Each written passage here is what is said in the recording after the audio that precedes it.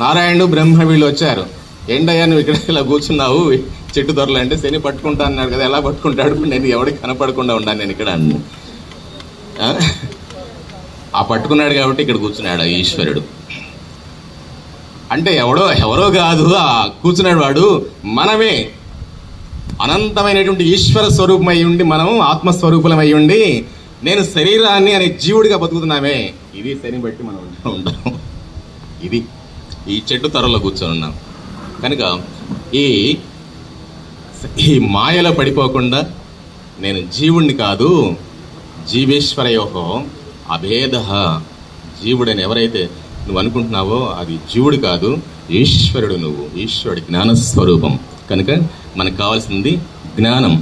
జ్ఞానమే నీ నావా, ధన్యము నీ త్రోవా, సంసార జలదిలో మేలైన త్రోవా.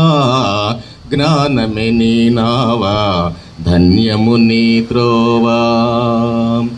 లేనిది కాదులే, కొత్తగా రాదులే, ఉన్నదే తెలియాలి, జ్ఞానమే దీపమై వెలగాలి. జ్ఞానమే నీ నావా, ధన్యము నీ త్రోవా. ఆత్మబంధువులరా, ఉందని తెలుసుకోవాలి అంటే శంకర, వ్యాస ఎవరి హృదయాల్లో అయితే కదులుతుంటారో, జ్ఞానం అనేటువంటిది పుష్కలంగా వాళ్ళ హృదయాల్లో అందుతుందని అర్థం. జ్ఞాన రూపంలో ఉన్నది మోక్షం అనేటువంటిది వేద నిర్వచనం. జ్ఞాన రూపంలో ఉంది మోక్షం అనేటువంటిది. కాబట్టి జ్ఞానం కావాలి మనకి. జ్ఞానాదేవదు కైవల్యం ఉపనిషత్. జ్ఞానాద్ ఏవదు కైవల్యం. మోక్షం అంటే జ్ఞాన రూపంలో ఉంది కనుక నీకు జ్ఞానం కావాలి. అజ్ఞానం మన దగ్గర ఉంది. ఎలాంటి జ్ఞానం కావాలి? మనకి ప్రపంచంలో అనేకం తెలియబడుతూ ఉన్నాయి. తెలియటం జ్ఞానం. ఏదైనా తెలియబడుతూ ఉంటుంది ప్రపంచంలో.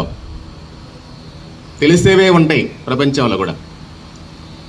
తెలిసే వాటిని గురించి చెప్పడానికి ఇవి లోకంలో అనేక శాస్త్రాలు ఉన్నాయి తెలిసే వాటిని గురించి చెప్పడానికి. కానీ తెలుసుకునేవాడు ఎవడు అనేటువంటి విషయాన్ని చెప్పినటువంటి శాస్త్రం ఒక్క వేదాంతం మాత్రమే. ఒక వేదాంతం మాత్రమే.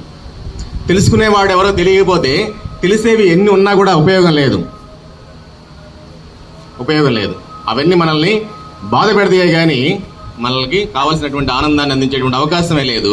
పైగా ఆనందం ఆ కనిపించేటువంటి వాటిలో, తెలియబడే వాటిలో ఉందనుకోవటమే